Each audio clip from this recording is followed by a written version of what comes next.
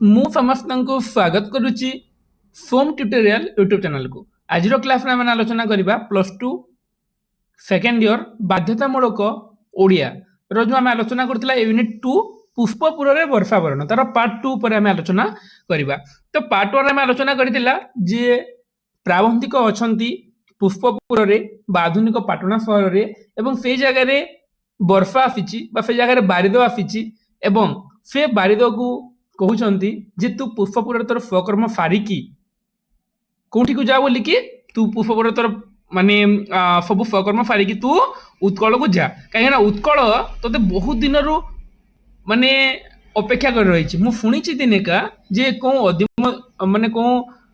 ଆଦିମ ଯୁଗରେ ଗୋଟେ ପକ୍ଷୀଟିଏ ପୁଷ୍ପ ଅର୍ଘ୍ୟରେ ତୋତେ ପୂଜା କରିକି ଅଳକାପୁରରେ ଥିବା ପ୍ରିୟା ପାଖକୁ ତୋ ହାତରେ ଉଦନ୍ତ ପଠେଇଥିଲା, କିନ୍ତୁ ମୁଁ ଆଜି ତୋତେ ଅଶ୍ରୁ ଅର୍ଘ୍ୟରେ ନିବେଦନ କରୁଛି ଯେ ତୁ କୋଉଠିକି ଯା ବୋଲି କହିଛନ୍ତି ଯେ ତୋତେ ମୁଁ ଆଜି ଅଶ୍ରୁ ଅର୍ଘ୍ୟରେ ତୋତେ ମୁଁ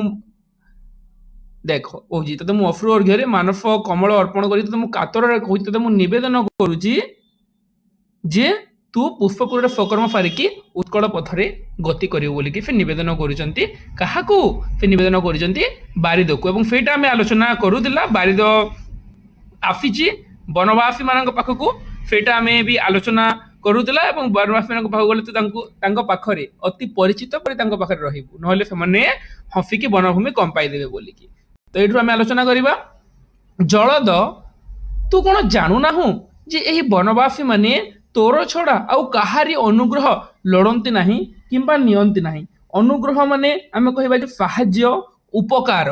ତୁ କ'ଣ ଜାଣିନାହୁଁ ରେ ବାରିଦ ଯେ ଯୋଉ ବନବାସୀ ମାନେ ଏମାନେ କ'ଣ ବା ଯୋଉ ଅଧିବାସୀ ମାନେ ଏମାନେ ତୋ ଛଡ଼ା ଆଉ କାହାର ସାହାଯ୍ୟ ଲୋଡ଼ନ୍ତି ନାହିଁ କିମ୍ବା ନିଅନ୍ତି ନାହିଁ।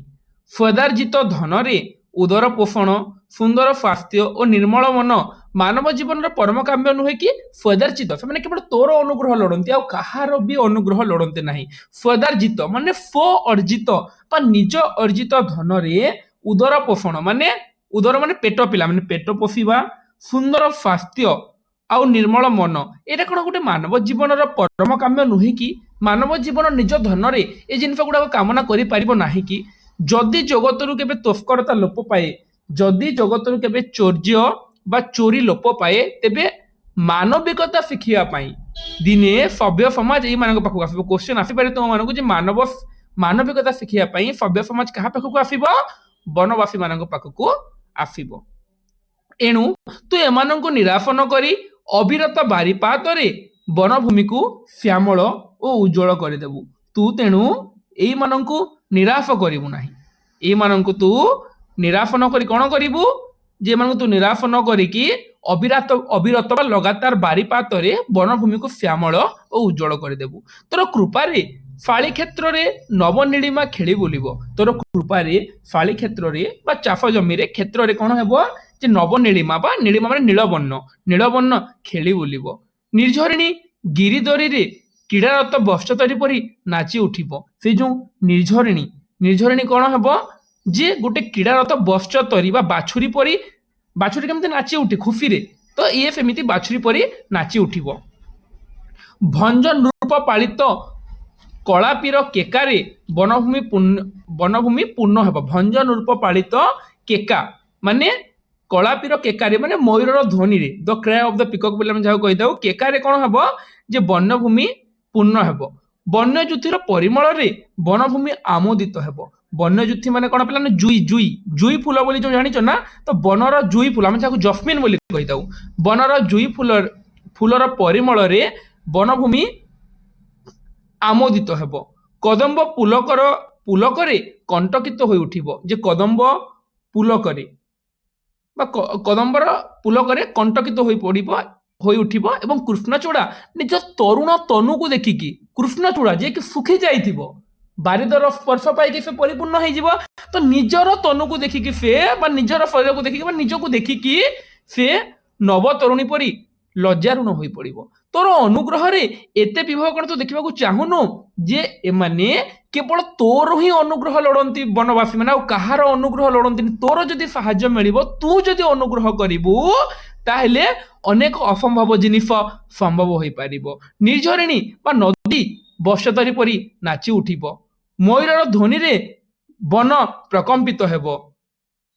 ଏ ଯେଉଁ ଜସ୍ମିନ ଫୁଲ ବା ଜୁଇ ଯାହା ମରି ଯାଇଛି ତୋର ସ୍ପର୍ଶରେ ବା ତୋର ସେଇ ବର୍ଷାରେ ସେଇ ଜିନିଷ ଗୁଡାକ କଣ ଯେ ସେଇ ଜିନିଷ ଗୁଡାକ ପୁଣି ଫୁଟି ଉଠିବ ଏବଂ ତାର ପରିମଳରେ ତାର ବାସ୍ନାରେ ବନଭୂମି ଆମୋଦିତ ହେବ।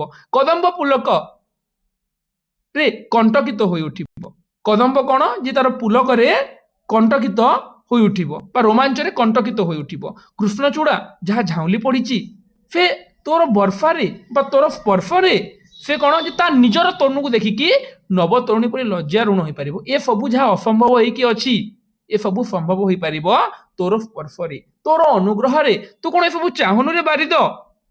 ଯଦି ତୋର କ୍ଳାନ୍ତି ଆସେ ତୁ ଯଦି ଅବିରତ ବାରିପାତ କରୁଥିବୁ ଯାଇକି ଏବଂ ଯଦି ତୋର କ୍ଳାନ୍ତି ଆସିଲା ବା ଯଦି ତୁ ଅବସାଦ ହେଇ ପଡିଲା ବା ତୁ ଯଦି ଥକି ପଡିଲୁ ତେବେ ତୁ ମେଘାସନ ଗନ୍ଧମାର୍ଦ୍ଦନ ବା ମାଲ୍ୟଗିରିରେ ଅବସର ନେବୁ। ଯେ ତୁ ସେଇ ବନବାସୀ ମାନଙ୍କୁ ଖୁସି କରୁ କରୁ ତୁ ଅବିରତ ବାରିପାତ କରୁ କରୁ ତୁ ଯଦି କ୍ଳାନ୍ତ ହୋଇ ପଡିଲୁ, ତୁ ଯଦି ଅବସାଦ ହୋଇ ପଡିଲୁ ତାହେଲେ ତୁ କଣ ଯେ ମେଘାସନ ମାନେ ପିଲାମାନେ ମୟୂରଭଞ୍ଜର ଶିମୁଳିଆ ପର୍ବତର ଗୋଟେ ପ୍ରଧାନ ଶିଖର, ଗୋଟେ ମୁଖ୍ୟ ଶିଖର ଯାହାକୁ ଆମେ ମେଘାସନ ବୋଲି କହିଥାଉ।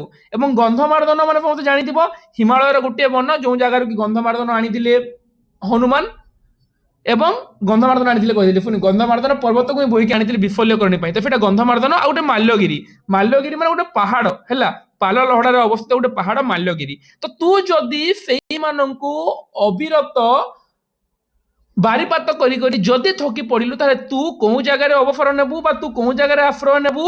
ତୁ ମେଘାସନ ଗନ୍ଧମାର୍ଦ୍ଦନ ମାଲ୍ୟଗିରିରେ ଆଶ୍ରୟ ନେବୁ। ଗିରି ଫଙ୍କୁଳ ଏହି ବନର ମହାସଙ୍ଗୀତ ସଭ୍ୟ ଜଗତ ଶୁଣି। ଗିରି ଫଙ୍କୁଳ ବା ପର୍ବତ ଘେରା ବା ପାହାଡ ଫଙ୍କୁଳ ସେଇ ମହାବନ, ସେ ଯୋଉ ବନ ଅରଣ୍ୟ ରହିଛି ବା ସେ ବିରାଟ ପର୍ବତ ଗୁଡିକ ରହିଛି ତାର ମହାସଙ୍ଗୀତ ଆଜି ଯାଏ କେବେ ସଭ୍ୟ ଜଗତ ଶୁଣି ନାହିଁ କିମ୍ବା ଏହାର ଅଫରନ୍ତି ଭଣ୍ଡାରକୁ ଆଜି ଯାଏ କେହି କଳି ନାହିଁ ବା ଆଜି ଯାଏ କେହି କଳ୍ପନା ମଧ୍ୟ କରିପାରି ନାହିଁ ଯେ ସେଇ ଗିରି ଫଙ୍କୁଳ ମେଘାସନ ଗନ୍ଧମାର୍ଦ୍ଦନ ମାଲ୍ୟଗିରି ଭିତର ତାର ସଙ୍ଗୀତ, ସେ ଜାଗାରେ ଯୋଉ ସଙ୍ଗୀତ ବାଜେ ତାହାକୁ କେହି ଶୁଣି ନାହିଁ କିମ୍ବା ସେଇ ଜାଗାରେ ଯୋଉ ରତ୍ନ ଭଣ୍ଡାର ଅଛି ତାକୁ ଆଜି ଯାଏ ମଧ୍ୟ ଏଇ ସଭ୍ୟ ମାନବ ସମାଜ କେବେ କଳ୍ପନା ମଧ୍ୟ କରିପାରି ନାହିଁ। ମାନେ ମଣିଷ ଯିବା ହିଁ ସମ୍ଭବ ନୁହେଁ ସେଇ ଜାଗାକୁ ଯୋଉ ଜାଗାର ମାନେ କଥା ଏଇ ଜାଗାରେ କୃଷ୍ଣଚନ୍ଦ୍ର ପାଣିଗ୍ରାହୀ କହିଛନ୍ତି। ବିକ୍ଷୁବ୍ଧ ବାରିରାଶିର ଅଗଣିତ ତରଙ୍ଗ ପରି ଅନାଦି ଯୁଗରୁ ଏହାର ଉଦାର ସଙ୍ଗୀତ ଏଇ ବକ୍ଷରେ ହିଁ ମିଶି ଆସୁଛି। ଯେ ବିକ୍ଷୁବ୍ଧ ବାରିରାଶି ମାନେ କଣ ଯେ ଅବିରତ ଯୋଉ ବର୍ଷାର କଥା କହିପାରିବା ବା ଯୋଉଟା କି କ୍ଷୁବ୍ଧ ନୁହେଁ ବିକ୍ଷୁବ୍ଧ ବୋଲି କୁହାଯାଇଛି। ତ ବିକ୍ଷୁବ୍ଧ ବାରିରାଶି ର ଅଗଣିତ ତରଙ୍ଗ ଯେପରି ସେଇ ଜାଗାରେ ମିଶି ଯାଇଥାଏ ସେଇଭଳି ଭାବରେ କାହିଁକି ଅନାଦି ଯୁଗରୁ ଉଦାର ସଙ୍ଗୀତ ଯୋଉଟା କି ସେଠୁ ବାହାରୁଛି ଗନ୍ଧମାର୍ଦ୍ଦନ ମେଘାସନ ମାଲ୍ୟଗିରିରୁ ସେଇଟା ସେଇ ଜାଗାରେ ହିଁ ମିଶି ଆସୁଛି। ଏହି ସଙ୍ଗୀତ ଶୁଣିଲେ ମନ ଅନାମୟ ଧାମକୁ ଚାଲିଯିବ। ଏହି ସଙ୍ଗୀତ ଯଦି ଶୁଣିବା ତାହେଲେ ମନ କଣ ଯେ ଗୋଟେ ଅନ୍ୟ ଏକ ଧାମକୁ ଅନାମୟ ଧାମ ବା ମୋକ୍ଷ ନାମକ ଧାମକୁ ଚାଲିଯାଏ। ବିଷାଦ ପଙ୍କରୁ ଉଠି ଜୀବନ କମଳ ଏବଂ ବିକଶିତ ହୋଇ ଉଠେ। ଯେ ବିଷାଦ ରୂପକ ଯୋଉ ପଙ୍କ ସେଇଥିରୁ ଉଠିକି କଣ ହେବ ଯେ ଜୀବନ କମଳ ଆଉ ବିକଶିତ ହୋଇ ଉଠିବ। ଯେ ଯେଉଁ ସଙ୍ଗୀତ କେବେ ଆଜି ଯାଏ ହେଲେ ମଧ୍ୟ ସଭ୍ୟ ସମାଜ ସଭ୍ୟ ଜଗତ ଶୁଣି ନାହିଁ ସେଇ ସଙ୍ଗୀତ ଶୁଣିଲେ ମନ ଅନାମୟ ଧାମକୁ ଚାଲିଯିବା ସହିତ ବିଷାଦ ପଙ୍କରୁ ଉଠିକି ଜୀବନ କମଳ ବିକଶିତ ହୋଇ ଉଠେ। ଏହି ସଙ୍ଗୀତ ଶୁଣି ଶୁଣି ତୁ ସେଇ ମାଲ୍ୟଗିରି ମେଘାସନ ଗନ୍ଧମାର୍ଦ୍ଦନରେ ଆଶ୍ରୟ ନେଇକି ସେଇ ସଙ୍ଗୀତ ଶୁଣି ଶୁଣି ତୁ କଣ କରିବୁ ଯେ ଖଣ୍ଡାଧର ଏବଂ ଦେବଗଡ଼ ପ୍ରପାତ ଯୋଉ ଜଳପ୍ରପାତ ସେଇ ଜଳପ୍ରପାତରେ କ୍ରୀଡ଼ା କରିକି ମହାବନରେ ଭ୍ରମଭୂମୁ ଏହାର ଅଫରନ୍ତି ବିଭବ ଦେଖି ତୁ ଚକିତ ହେଇଯିବୁ। ଯେ ତୁ ସେଇ ଜାଗାରେ ଅବସର ନେଇ ସେଇ ଜାଗାର ସଙ୍ଗୀତ ଯେଉଁ ସଙ୍ଗୀତ କି ସଭ୍ୟ ଜଗତ ମଧ୍ୟ ଶୁଣି ନାହିଁ ତୁ ତାକୁ ଶୁଣିବୁ ଏବଂ ତାପରେ ସେଟାକୁ ଶୁଣିଲା ପରେ ନା ବିଷାଦ ପଙ୍କରୁ ଉଠିକି ଜୀବନ କମଳ ବିକଶିତ ହୋଇ ଉଠେ। ତାହା ସହିତ ଖଣ୍ଡାଧାର ଓ ଦେବଗଡ଼ ପ୍ରପାତରେ କ୍ରୀଡ଼ା କରିକି ମହାବନରେ ମହାବନରେ ତୁ ଭ୍ରମଣ କରି କରି ସେ ତାର ଯୋଉ ଅଫରନ୍ତି ଯୋଉ ବିଭବ ରହିଛି ସେ ଜିନିଷକୁ ଦେଖିକି ତୁ ଚକିତ ହୋଇଯିବୁ। ଦୁଃଖିନୀ ଜନନୀ ଅଯୋଗ୍ୟ ସନ୍ତାନ ମାନଙ୍କ ଭୟରେ ଏହିଠାରେ ହିଁ ଅଫରନ୍ତି ଭଣ୍ଡାର ଲୁଚାଇ ରଖିଛି। ଯେ ଯେଉଁ ମହାବନରେ ଭ୍ରମୁ ତୁ ଚକିତ ହେଇଯିବୁ ବୋଲି କୁହାଯାଇଛି ସେହି ମହାବନରେ କଣ ଯେ ଦୁଃଖିନୀ ଜନନୀ ସେଇ ମହାବନରେ ଅଯୋଗ୍ୟ ସନ୍ତାନ ମାନଙ୍କ ଭୟରେ ଅଫରନ୍ତି ଯୋଉଟା କେବେ ସରିବନି ସେତିକି ରତ୍ନ ଭଣ୍ଡାର ଲୁଚାଇକି ରଖିଛି। ଘନ ତୁ ଦେଖି ସ୍ତମ୍ଭିତ ହେଇଯିବୁ ଯେ ରେ ଘନ तू देखिकी स्तंभित हो जे उत्कलवासी भागीरथी तीर रे बसिकी पिपासी और रत्न स्तूप बसिकी उपवासी तू देखिकी स्तंभित हो जे भागीरथी बा गंगा है उत्कलवासी गंगा तीर रे बसिकी पिपासी बा पाइबार इच्छा कौन जिन पाइबार इच्छा रत्न स्तूप बसिकी उपवास रे रही तू देखिकी स्तंभित हो उत्कलवासी गंगा नदी कूल बसिकी पिपासी पाखरे पानी अच्छी से पाइबा चाहूँगी पिपासी और रत्न स्तूप बसिकी उपवासी होई महावनरू जो महावन में अफरंती भंडार लुचिकी रही से ही महावनरू पश्चिमा मुखरे तोर विजय रथ बाही सूक्ष्म फाड़ीर गंथाघर संबलपुर अंचल पहुंचबू जे से ही महावन जो महावन तू अच्छु से ही महावनरू पश्चिमा मुखरे गति करिकी तू पहुंचबू कौन जे सूक्ष्म फाड़ीर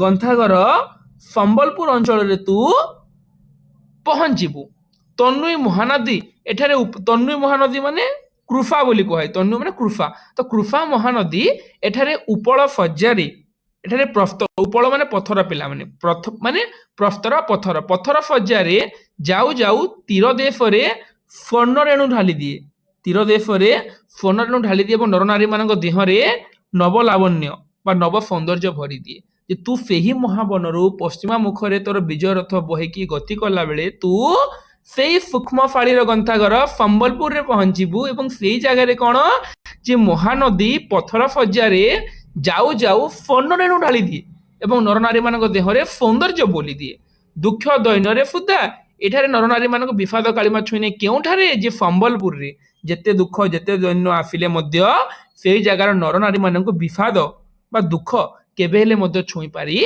नाही प्राचीबधू अरुणित मुखरू अवगुंठन खोलिबा आगरू एठारे बधू माने स्नान सारी शिशिन स्नाता शेफाली परी हास्यमयी होई उठंती जे प्राचीबधू आम जो देखा जे प्राचीबधू गोटे बधू तार अरुणित मुखरू बा जो लाल रंग रंजित अरुणित मुख माने आम देखा जे लाल रंग रंजित जो तार मुखरू अवगुंठन बा ओढ़ना खोलिबा आगरू बधू माने कौन जे स्नान सारिकी शिशिर स्नाता बा काकर काकर बा जो आम जगह कह माने तुफार स्नाता शेफाली माने शेफाली फूल रे जेमिति कि तुफार पड़ी थाए जेमिति देखा जाए ना तापरी हास्यमयी उठंती जे ए जगह प्राची बधू कौन जे ता मुखरू ओढ़ना खोलिबा आगरू बधू माने कौन करती जे स्नान सारिकी शेफाली परी शिशिर पड़िथिबा शेफाली परी से माने स्नान सारिकी हास्यमयी होई उठंती तो ए जगह कौन कराई शिशिर पड़िथिबा शेफाली को स्नान सारिथिबा बधू मानक सहित तुलना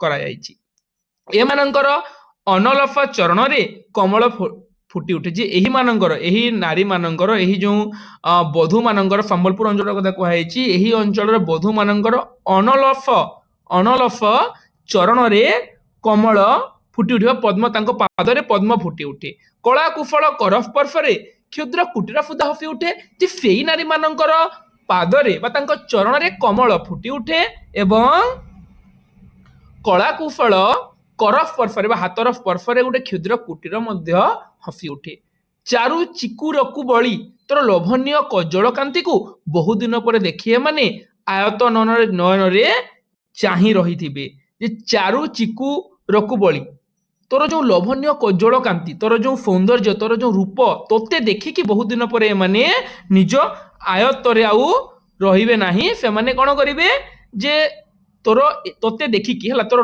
लोभनीय रूप को देखिकी बहुत दिन पर देखिकी से माने कोन जे आयत माने दीर्घ बा विशाल बा दीर्घ नयन रे तोते चाही रहिबे घन बिलोल नेत्र भंगी रे भूली जाई स्वकर्म भूली जीवु नाही जे तोते बहुत दिन पर से माने देखिकी तोर रूप को देखिकी से माने तोते कोन दीर्घ विशाल नयन रे चाहिए रही घन को एमती तोते अनेक रखिथे समस्ते मुरुकी मुरुकी हसुवे तो देखिकी किंतु तू से मानकर नेत्र भंगी रे माने ढली जाइकी आकर्षित होइकी निजर कर्म भूली जीवु नाही केदार भर बारीपात रे संबलपुर को श्यामल करी आसीबू तोते सेही अंचलर नारी माने सेही अंचलर बधू माने तोते जेमिति कि चाहि रहिथिबे दीर्घ नयन रे तांको चाहाणी रे तू निजको हजेई देबु नाही तू तांको नेत्र भंगी रे भूलिकी तांको आड़को ढली पड़िकी निजर कर्म को भूली जीवु नाही रे घन तू तोर बारीपात रे ସମ୍ବଲପୁର को श्यामला करी आफिपुर घन बोली कि जगह कृष्णचंद्र पाणिग्राही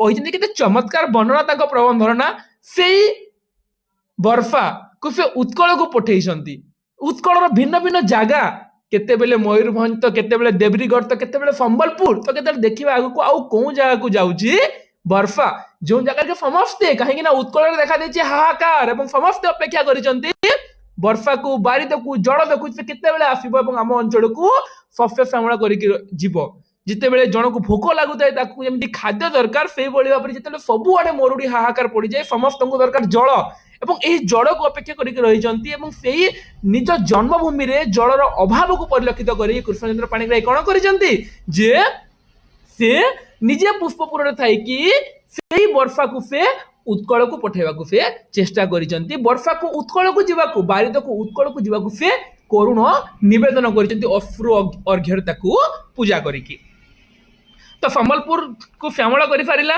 तापरे संबलपुर को श्यामल करि फारिला परे एहा परे अफरंती बेणुबन माने पिला बाउंस बन हैला संबलपुर रु सफे श्यामला करि फारिला परे अफरंती बेणुबन उपरे संचरण करी उपकूल आड़ को गति कला बेले गति करी गला बेले तू ताकि विस्मित हेबु जे जंत्र दानवर प्रतिदिन पारणा होई सुद्धा वंशवन वंश वृद्धि करी चली जे एहा परे तू बेणुबन बाउंस बन उपरे संचरण बा गतिशील बाउंस बन उपरे देखि गला उपकूल आड़ को गति कला बेले तू देखिकी विस्मित हेबु जे जो जंत्र दानव रो प्रतिदिन पारणा पारणा माने पिला माने उपवास पर प्रथम भोजन बोली आम जहाँ कही था पारणा होई सुद्धा जो उपवास जंत्र दानव प्रतिदिन पारणा होई सुद्धा जंत्र दानव अत्याचार अत्याचारित तो होई सुद्धा वंशवन वंश वृद्धि करी चली एवं बानर बानरी क्रीड़ा तुलिका पाई वंशवन माने ए जगह बेणुबन वंशवन बाउंस बन को आम कह से घंच जंगल जो बन तो से निजर वंश वृद्धि करी चली एवं बानर बानरी मांकड़ मानकर क्रीड़ा दोलिका साजिची भोकिला रहीकि से वर्षा नहेले से निजर वंश को वृद्धि करी चली एही वंशवन को वायु हिल्लोल रे दोहलाई एही वंशवन को वायु रे तो एमि दोहलाई की समस्त अंचल को श्यामल करी समस्त अंचल को तो श्यामल कर देबु तापरे टंकिल अनुकूल पथरे कपिलास स्पर्श करिकी तू सेही वंश को वायु हिल्लोल रे दोहलाई देकी ताको श्यामल कर देबु तापरे टंकिल अनुगोल पथरे कपिलास स्पर्श करी टंकिल माने पहाड़िया अनुगोल माने पिला माने अनुगुल पथरे कपिलास को स्पर्श करिकी उपकूल रे पहुंचवा आगरु दूररु सौधावली देखि जानी बुझे एही सेही कटक उत्कलर उत्तमांग जेतु दूररु कपिलास को स्पर्श करिकी उपकूल रे पहुंचवा आगरु सौधावली बा उच्च उच्च प्रासाद श्रेणी को देखिकी जानिबु जे इए हेउची कटक उत्कलर उत्तमांग बा उत्कलर शिर बा उत्कलर मस्तक बोली जाहु कहूछु इए हेउची सेही कटक जाहाको देखिकी तू दूररु जानिबु घन बारिद एही थिला दिने गर्वित गजपतिर राजधानी जी ये थिला दिने गर्वित गजपतिर राजधानी एही कटक आउ एही ठारु ही तार अजेय बाहिनी झटिका बेगरे दुर्गरु दुर्गांतर को गति करी चलीथिला जे ये थिला दिने कोन जे उत्कलर राजधानी ये हेउची उत्कलर उत्तमांग उत्कलर शिर एवं एही ठारु ही तार जो अजय बाहिनी झटिका बेगरे बा तोफान बेगरे दुर्गरु दुर्गांतर को गति करी चलीथिला एठारु ही बाहिनी श्रुतिपुत बिड़ानाफी आज मूर्तिकार अवलुप्त बिड़ानाफी कटकर प्रसंग समस्ते शुणिथिबो तो से बिड़ानाफी दुर्गर कथा जो वर्णना कराइछि सेही श्रुतिपुत माने अतीतर श्रुति को जे बहन करे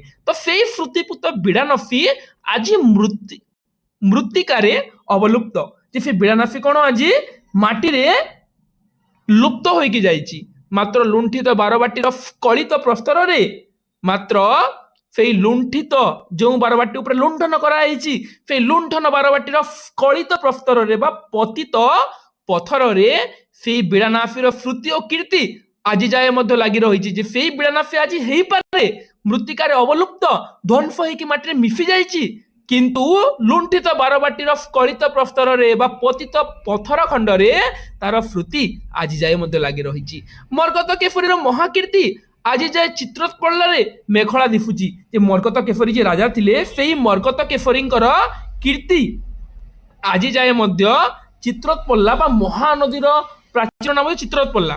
ତ ଚିତ୍ରୋତ୍ପଲ୍ଲାରେ ମେଖଳା ଦିଶୁଛି ବା ଚିତ୍ରପଲ୍ଲାରେ ମାନେ ମହାନଦୀର ମଧ୍ୟ ଭାଗରେ ଦିଶୁଛି। ମରକତ କେଫେର ମହାକୀର୍ତ୍ତି ଆଜି ଯାଏ ଚିତ୍ରୋତ୍ପଲ୍ଲାର ମେଖଳା ପରି ଦିଶୁଛି। ମାନେ ସେ ଯୋଉ ମରକତ କେଫରୀଙ୍କର ଯୋଉ ମହାକୀର୍ତ୍ତି ସେଇଟା ମହାନଦୀର ମଧ୍ୟ ଭାଗ ଯେମିତି ଦିଶୁଥାଏ ନା, ଯେମିତି ମାନେ ସୁନ୍ଦର ଦିଶୁଥାଏ, ସେଇଭଳି ଭାବରେ ମରକତ କେଫରୀଙ୍କର ମହାକୀର୍ତ୍ତି ସେଇଭଳି ଭାବରେ ଦିଶୁଛି। ଏଇଟାରେ ବହୁ କବି, ଜ୍ଞାନୀ, ଗୁଣୀ ଓ କର୍ମୀ ଅଳ୍ପ ଦିନ ତଳେ ଉତ୍କଳର ମହାନିଶାରେ ଉଜାଗର ରହିକି ଜ୍ଞାନ ଦୀପ ଜାଳିଥିଲେ। କଣ କରିଥିଲେ? ଯେ ବହୁ ଜ୍ଞାନୀ ଏହି ଉତ୍କଳ, ଏହି ପ୍ରାଚୀନ ଉତ୍କଳରେ ବା ଆମେ ଦେଖିବା ଯେ ବହୁ ଏଇ ଯୋଉ ବାରବାଟୀରେ କଣ ହେଇଥିଲା ଯେ ବହୁ କବି, ଜ୍ଞାନୀ, ଗୁଣୀ, କର୍ମୀ କିଛି ଦିନ ତଳେ ଉତ୍କଳର ମହାନିଶାରେ ବା ମହାରାତ୍ରିରେ ଉଜାଗର ରହିକି ଜ୍ଞାନ ରୂପକ ଦୀପ ଜାଳିଥିଲେ ଏବଂ ସେଇ ଦୀପ ଅଖଣ୍ଡ ରହୁ। ଏହା ହିଁ କାମନା କରିବୁ ଯେ ଯେଉଁ ଦୀପ ସେମାନେ ଜାଳିଥିଲେ ସେଇ ଦୀପ ଅଖଣ୍ଡ ରହୁ, ସବୁଦିନ ପାଇଁ ସେମିତି ରହିଥାଉ ବୋଲିକି ତୁ କାମନା କରିକି କଟକକୁ ଶ୍ୟାମଳ କରିକି ଚାଲି ଆସିବ ବୋଲିକି ଏ ଜାଗାରେ ନିବେଦନ କରିଛନ୍ତି। କାହାକୁ? ବାରିଦକୁ କୃଷ୍ଣଚନ୍ଦ୍ର ପାଣିଗ୍ରାହୀ। କଟକରୁ ଦକ୍ଷିଣ ମୁଖରେ ଯାଇ ଥରେ କୋଣାର୍କର ଚାରୁଚୂଡା ଚୁମ୍ବନ ନ କଲେ ତୋର ଉତ୍କଳ ଭ୍ରମଣ ସାର୍ଥକ ହେବ ନାହିଁ। ଯେ କଟକରୁ ଦକ୍ଷିଣ ଭାଗରେ ଗଲା ପରେ କୋଣାର୍କର ଚାରୁଚୂଡା ବା ଶୀର୍ଷ ଚୂଡା ବୋଲି ଆମେ ତାକୁ କହିପାରିବା, ମାନେ ଚାରୁଚୂଡା ମାନେ ମନୋହର ଶୀର୍ଷ ହେଲା। କୋଣାର୍କର ଶୀର୍ଷ ଦେଶକୁ ଚୁମ୍ବନ ନ କଲେ ତୋର ଉତ୍କଳ ଭ୍ରମଣ ସାର୍ଥକ ହବନି। ତୁ ଉତ୍କଳକୁ ଆସିଛୁ ଠିକ କଥା, ବନବାସୀ ମାନଙ୍କ ପାଖକୁ ଗଲୁ, ଦେବୀଗଡ଼ ମାନେ ଦେଓଗଡ଼ ଜଳପ୍ରପାତ ପାଖକୁ ଗଲୁ, ଅନୁଗୁଳ ଗଲୁ, ତାପରେ କପିଳାସ ଗଲୁ, ତାପରେ କଟକ ମଧ୍ୟ ଆସିଲୁ, କିନ୍ତୁ କୋଣାର୍କର ଚାରୁଚୂଡା ଚୁମ୍ବନ ନ କଲେ ତୋର ଉତ୍କଳ ଭ୍ରମଣ ସାର୍ଥକ ହେବ ନାହିଁ। କୋଣାର୍କ ପଥରେ ଯାଉ ଯାଉ ପଥ ମଧ୍ୟରେ ଅଗଣିତ କୀର୍ତ୍ତି ଯାଉ ଯାଉ ନାହିଁ, ଏଇଟା ଯାଉ ଯାଉ ହେବ ହେଲା।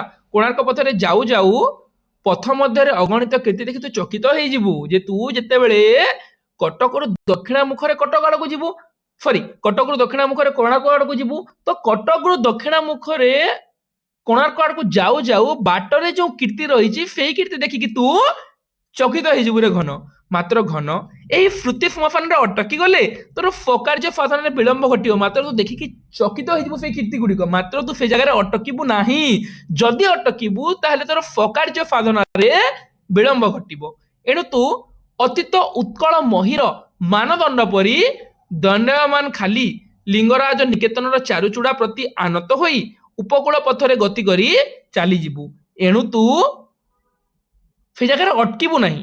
ଉତ୍କଳ ମହିର ମାନଦଣ୍ଡ ପରି ଦଣ୍ଡାୟମାନ ଥିବା ସେ ଜାଗାକୁ ଗଲୁ, କୋଣାର୍କର ଚାରୁଚୂଡା ଚୁମ୍ବନ କଲୁ, ତାପରେ ତୁ ପୁଣି ଆଗକୁ ବଢୁଛୁ, ତାପରେ ତୁ କଣ କରିବୁ ଯେ ଉତ୍କଳ ମହିର ମାନ ପରି ଦଣ୍ଡାୟମାନ ଯୋଉ ରହିଛି ଲିଙ୍ଗରାଜ ନିକେତନ, ଯୋଉ ସେଇ ଲିଙ୍ଗରାଜ ନିକେତନର ଚାରୁଚୂଡା ପ୍ରତି ଆନତ ହୋଇକି ଚାରୁଚୂଡା ପରିକି ମାନେ ନମ୍ରୀଭୂତ ହେଇକି ବା ମଥାକୁ ଅବନତ କରିକି ସେ ଜାଗାରେ ତାର ଶୀର୍ଷ ଦେଶକୁ ଚୁମ୍ବନ କରିକି ତୁ କଣ କରିବୁ ଯେ ଉପକୂଳ ପଥରେ ଗତି କରିବୁ।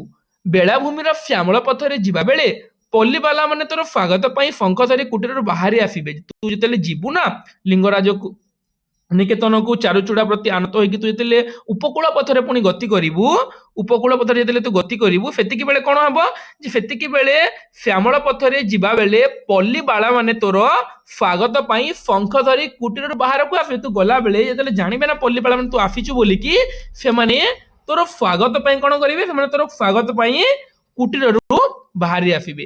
ଘନ ଏଠାରେ ତୁ ଟିକେ ଅଚଞ୍ଚଳ ହୋଇ ଗତି କରିବୁ। ଏଠାରେ ତୁ ଟିକେ ଯେତେବେଳେ ପଲ୍ଲୀବାଲା ମାନେ ତୋର ସ୍ୱାଗତ ପାଇଁ ଶଙ୍ଖ ଧରିକି କୁଟୀରରୁ ବାହାରି ଆସିବେ ସେତିକି ବେଳେ ତୁ ଟିକେ ଅଚଞ୍ଚଳ ହୋଇ ଗତି କରିବୁ। ଅଚଞ୍ଚଳ ମାନେ କଣ ପିଲାମାନେ? ଚଞ୍ଚଳ ହେବୁନି, ସ୍ଥିର ଏବଂ ଦୃଢ ଭାବରେ ଗତି କରିବୁ। ଆଉ ପ୍ରଗଳ୍ଭ ପରି ବୃଥାରେ ବାଚାଳ ହେବୁ ନାହିଁ, ଅହଙ୍କାରୀ ପରି ଦାମ୍ଭିକ ପରି ବାଚାଳ ବା ହର୍ବରିଆ ହେବୁ ନାହିଁ ତୁ ଯେତେବେଳେ ସେମାନେ ତୋର ସ୍ୱାଗତ ପାଇଁ ଆସିବେ। ପଲ୍ଲୀବାଳା ମାନଙ୍କ ଲୋଳ ନୟନ ତୋର ଚଞ୍ଚଳ ଗତିପଥ କଳନା କଲେ ସେମାନଙ୍କର କୁଙ୍କୁମାକ୍ତ ଅଞ୍ଚଳ ସିନ୍ଧୁ ବାତରେ ଉଡ଼ିଯାଇ କେତେ ବନରେ ଲାଗିଯିବ। ପଲ୍ଲୀବାଲା ମାନଙ୍କର ଲୋଳ ନୟନ ବା ଚପଳ ନୟନ ହେଲା, ପଲ୍ଲୀବାଲା ମାନଙ୍କର ଚପଳ ନୟନ ତୋର ଚଞ୍ଚଳ ଗତିପଥ, ତୋର ଯୋଉ ଚଞ୍ଚଳ ଯୋଉ ଗତିପଥ, ତୁ ଚଞ୍ଚଳ ହେଇକି ଚାଲିଯିବୁ ନାହିଁ ହେଲା। ତୁ ଯଦି ଚଞ୍ଚଳ ହେଇକି ଚାଲିଯିବୁ ତାହେଲେ ପଲ୍ଲୀବାଲା ମାନଙ୍କର ଲୋଳ ନୟନ ବା ତାଙ୍କର ଯୋଉ ଚପଳ ନୟନ ତୋର ଚଞ୍ଚଳ ଗତିପଥ କଳନା କଲେ ସେମାନଙ୍କର କୁଙ୍କୁମାକ୍ତ ମାନେ ଯୋଉ କୁଙ୍କୁମ ସେମାନେ ଯୋଉ ମାନେ ଲଗେଇଥାନ୍ତି ସେଇ କୁଙ୍କୁମ ଅଞ୍ଚଳ ସିନ୍ଧୁ ବାତରେ ଉଡି ଯାଇକି କେତକ ବନରେ ଲାଗିଯିବ। ସେ ଜିନିଷ ଗୁଡ଼ିକ ଉଡ଼ି ଯାଇକି ସେମାନେ ଯେଉଁ କୁଙ୍କୁମ ଲଗାଇଥାନ୍ତି ନା ସେଇ କୁଙ୍କୁମ ଗୁଡ଼ିକ ଉଡ଼ି ଯାଇକି କିଆ ଗଛ ବା କିଆ ଫୁଲ ସେଇ ଜାଗାରେ ଲାଗିଯିବ ଆଉ ନବ ଯୌବନର ଉନ୍ମୋଚନରେ ଲଜ୍ଜାମାନା ବରାକିନୀ ମାନଙ୍କର ତ୍ରସ୍ତ ଚାରୁଚରଣରେ ଗୁଡ଼କଙ୍କ ଗଲିଯିବ।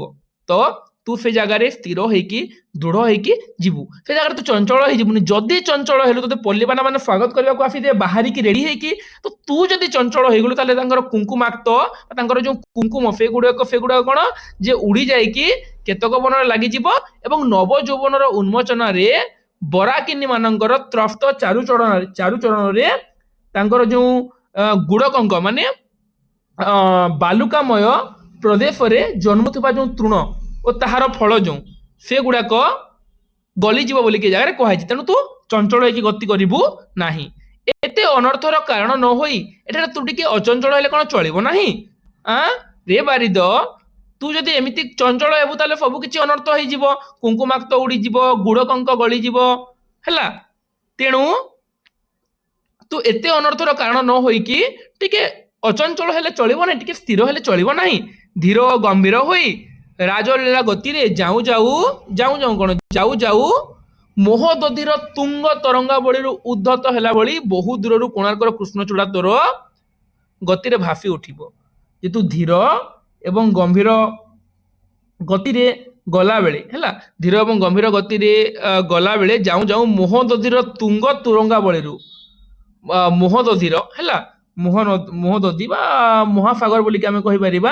ତ ସେଇ ମୋହଦଧିର ତୁଙ୍ଗ ତରଙ୍ଗାବଳୀ ମାନେ ଉଚ୍ଚ ଉଚ୍ଚ ତରଙ୍ଗାବଳୀ ବା ଉଚ୍ଚ ଉଚ୍ଚ ଢେଉକୁ ଆମେ ତରଙ୍ଗାବଳୀ କହୁଛୁ। ସେଇ ଜାଗାରୁ, ହେଲା, ଉଦ୍ଧତ ହେଲା ଭଳି ଯେ ମୋହଦଧିରେ ବା ସମୁଦ୍ରରେ ତୁଙ୍ଗ ଉଚ୍ଚ ଉଚ୍ଚ ଢେଉ ମାରିଲା ଭଳି ବହୁ ଦୂରରୁ କୋଣାର୍କର କୃଷ୍ଣଚୂଡ଼ା ତୋର ଗତିରେ ଭାସି ଉଠିବ। ଯେମିତିକି ଢେଉ ଭାସି ଯାଏ ନା ମୋହଦଧିରେ, ସେଇଭଳି ଭାବରେ ସେ କୃଷ୍ଣଚୂଡ଼ା ତୋର ଗତି ପଥରେ ଭାସି ଉଠିବ। ତୁ ଜାଣିବୁ ଯେ ଏହି ସେଇ ଭୁବନ ମୋହନ କୋଣାର୍କ।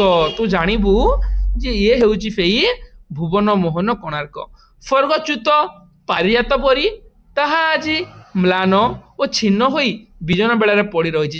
ଯେଉଁ ଜାଗାରେ ଭାସି ଆସିବ ଏଇ ଯେଉଁ କୋଣାର୍କର କୃଷ୍ଣଚୂଡ଼ା, ତୁ ଜାଣିବୁ ଯେ ସେଇଟା ହେଉଛି ଭୁବନ ମୋହନ କୋଣାର୍କ। ସ୍ୱର୍ଗଚ୍ୟୁତ ପାରିଜାତ ପରି ତାହା ଆଜି ମ୍ଳାନ ଛିନ୍ନ ହୋଇ ବିଜନ ବେଳାରେ ପଡ଼ି ରହିଛି ରେ। ସେଇଟା ଆଜି ମ୍ଳାନ, ସେଇଟା ଆଜି ଛିନ୍ନ ହୋଇକି ବିଜନ ବେଳାରେ ସେଇଭଳି ଭାବରେ ପଡ଼ି ରହିଛି।